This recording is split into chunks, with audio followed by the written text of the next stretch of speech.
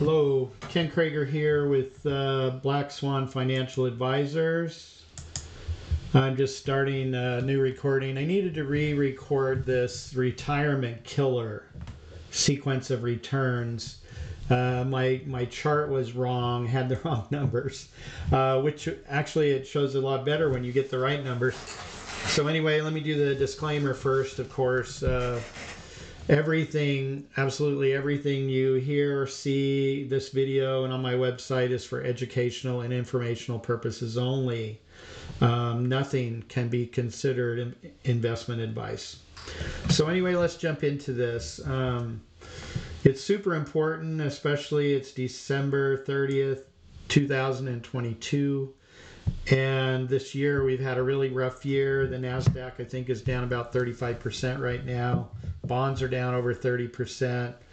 The S&P 500 is down, I don't know, 20, 25%, somewhere in between there. So let's talk about this. One of the things I want to bring up, though, is just this whole retirement philosophy and the mindset that you have to adopt in order for you to be successful. Most financial advisors really only talk to you about accumulating assets. Accumulate as much as you can, get the best returns you can, put your money in the stock market because it averages 6.5 to 7.5% over the long run. But the long run is what can kill you, actually, when you get closer to retiring. And so you really need to do this in three phases. You accumulate, and you accumulate as much and as fast as you can, and you want some of those more volatile assets because they can have higher returns in some years. But then you need to start transitioning your assets and your mindset to a different strategy as you get closer to retirement. And then eventually when you retire, you're going to start taking money out. And so you need to kind of transition, and you use different financial assets and strategies in these different phases. So let's talk about this retirement killer sequence of returns. Again, the market right now is down. And so anybody that's gone into retirement here this last year or two is likely sweating it and wondering if they're going to be able to stay retired. And the same kind of thing happened in 2000 and 2008. And other times, the market has bear markets all the time, right? So whenever those happen, especially those that are getting into retirement during those bad times, if they didn't plan right, it can devastate and destroy their retirement plans. And actually, this happened to a lawyer friend of mine who retired in 2006, 2007, and he had most of his assets in real estate, and he thought he would be okay, and he retired. And I saw him a few years later, and he was working again. He had to reopen his practice, and he had to go back to work. Now, thankfully, he's retired again, and hopefully this year didn't wipe him out. I don't know, actually. I haven't talked to him in the last year or so. But we're going to talk about two people. Lucky Larry, who gets that average 7% annualized return and lives happily ever after. And then we're going to talk about Murphy's Law, who has the worst luck, and he has several bad years early on. So let's see what happens. So this is an illustration of actual returns, market tracking, two different people, two 40-year-olds who invest, and then they start taking money out, withdrawals, the same amount each month, okay? The only difference is the returns are in reverse order. So you can see 22% return when he's 40, and this one gets the 22 when he's 64. So the only difference is these early years and the sequence of these returns. And you can see what happens. The one scenario who has a really good sequence of returns, Lucky Larry, these early years, look at that, 7 years before a negative return. And that really builds this portfolio a lot, right? Now look what happens here when you get these negative returns. In his accumulation, during that accumulation phase, he's not accumulating. He's losing most of the money. He's just barely staying flat, right?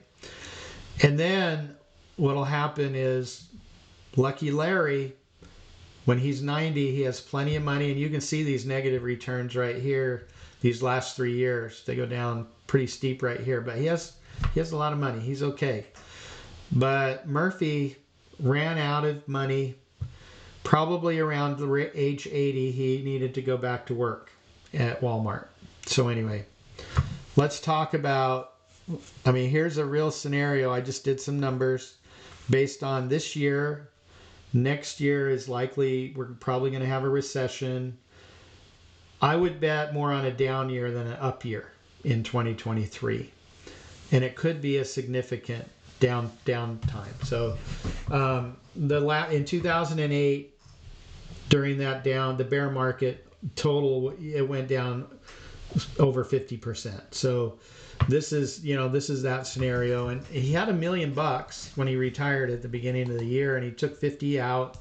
He had 950, but at the end of the year, December 30th, he's only got 600. He's only got 2/3 of what he started with at the beginning of the year, and he's worried, and he needs to take 50K out on January 1st to live on that. And then next year is a bad year.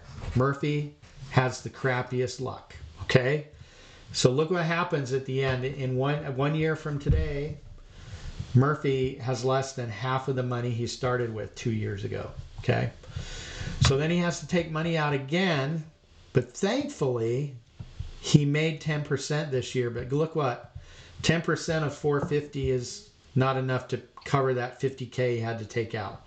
So his overall balance went down. But lucky, he's kind of lucky now.